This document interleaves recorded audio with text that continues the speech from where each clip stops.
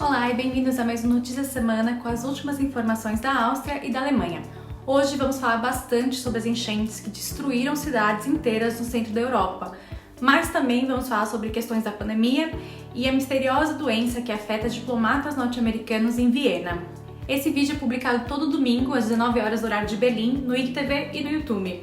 Um áudio dele também é postado em formato de podcast e está disponível aí nas principais plataformas. Não esquece de curtir, comentar e compartilhar se você gostar do conteúdo. Nas redes sociais, só procurar por Amanda na Áustria para encontrar mais notícias e informações. Fortes e constantes chuvas do centro da Europa causaram enchentes na Alemanha, Bélgica, Holanda, Áustria e Suíça. Até agora, mais de 180 pessoas morreram e centenas continuam desaparecidas. O maior dano aconteceu na Alemanha e vamos falar mais especificamente sobre isso no bloco dedicado ao país. A tragédia aconteceu um pouco depois que a União Europeia anunciou um plano para se tornar neutra em emissões de carbono até 2050. O plano inclui medidas como taxação de combustível de aviação para acabar com os voos low cost ou ultra low cost que temos atualmente no continente e transição para o uso de carros elétricos. Na Áustria, os números de novos casos de coronavírus continuam subindo e o governo decidiu apertar um pouco as restrições. A partir de 22 de julho, entrada em balada só será permitida para quem for vacinado ou tiver um teste PCR negativo. Antes, quem tivesse se recuperado de Covid podia entrar, assim como quem tivesse feito um teste de antígeno. Além disso, a partir de 15 de agosto, o passaporte verde para vacinados passa a valer apenas após a segunda dose ou 22 dias da dose única da Janssen. Antes, depois de 22 dias de uma primeira dose da AstraZeneca, Moderna e Pfizer, ele já era válido. Por fim, o país também decidiu manter obrigatoriedade do registro de clientes em restaurantes e eventos como forma de rastreamento de contatos. Tudo isso enquanto a variante Delta se torna mais comum na Áustria e os estados correm para vacinar o mais rápido possível. Fortes chuvas também afetam a Áustria, com enchentes no oeste do país e também incidentes na capital Viena, entre outras regiões. Vídeos e imagens mostram o estrago da forte correnteza. Por enquanto, não há registro de mortos ou feridos. Cidades nos estados do Tirol, Alta Áustria, Carinthia, além de Viena, estão em alerta para chuvas, enchentes e deslizamento de terra. Vale lembrar que em casos de inundação, o governo pede que as pessoas evitem viagens desnecessárias, que busquem ficar em andares mais altos, com aí os documentos importantes e alimentos, e que desliguem a eletricidade de casa, tá? Se possível, fazer uma barricada em janelas e portas e fechar o registro de água e saídas de encanamento. Ainda sobre a Áustria, o país, junto com os Estados Unidos, está investigando casos da misteriosa doença que ficou conhecida como Síndrome de Havana, entre diversos diplomatas norte-americanos na capital Viena. Mais de 20 oficiais reportaram sintomas similares ao da chamada Síndrome de Havana, que incluem perdas de equilíbrio, perdas auditivas e confusão mental. Viena é um centro de atividade diplomática e a capital austríaca abriga mais de 150 diplomatas dos Estados Unidos. Na Alemanha, as fortes chuvas e enchentes destruíram cidades do oeste do país. Mais de 150 pessoas já foram confirmadas mortas na tragédia.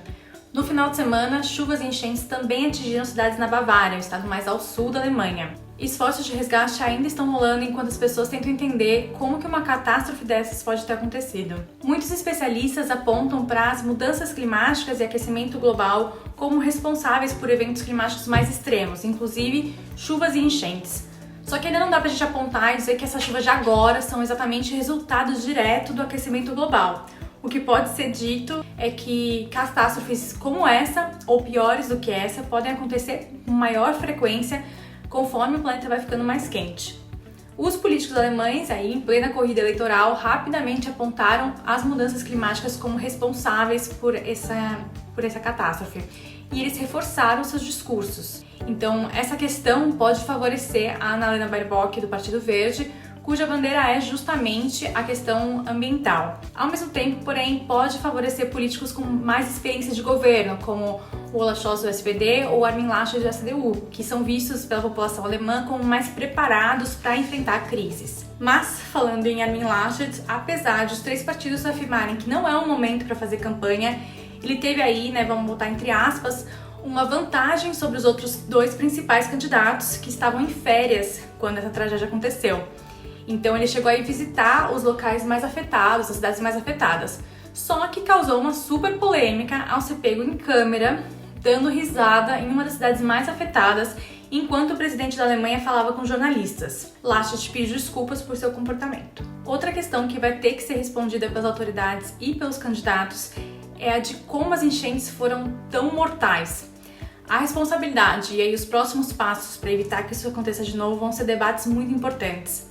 A região mais afetada tem questões topográficas e meteorológicas aí próprias, mas a infraestrutura, inclusive das casas das pessoas, está defasada, a população não foi retirada das cidades apesar de alertas e também tem questões de urbanização excessiva que acabaram impedindo que o solo absorvesse água da chuva. São várias questões aí que precisam ser analisadas minuciosamente daqui para frente. Na vizinhança, vale lembrar que as chuvas afetaram muito também outros países, não só a Alemanha e a Áustria, tá? Bélgica, Holanda e Suíça, principalmente, também viram enchentes e tempestades causarem destruição e mortes. Mas falando um pouco de política entre os nossos vizinhos. A Polônia e a Hungria adotaram uma postura um pouco defensiva e criticaram a União Europeia por se intrometer em questões internas dos países. O bloco anunciou essa semana que iniciou procedimentos contra a Hungria por conta daquela lei anti-LGBTQI+, que bane conteúdo, e contra a Polônia por criar as chamadas zonas livres de ideologia LGBT, entre mil aspas mesmo. Os dois países têm então 2 meses para responder à Comissão Europeia. Depois disso, a Comissão pode enviar então uma opinião formal e em seguida levar essa questão para a Corte de Justiça da União Europeia. Então vai ter alguns passos até que a gente tenha um processo efetivamente. É isso, gente. Se cuidem. Não esqueçam de seguir as medidas de segurança locais e acompanhar os anúncios da sua cidade. Se vocês tiverem alguma dúvida específica, pode deixar aqui nos comentários, ou se quiserem, fiquem à vontade também para mandar inbox que eu respondo assim que possível, tá? Mais notícias e as últimas informações você encontra no Instagram, @AmandaNaAustria. Uma boa semana pra gente e tchau!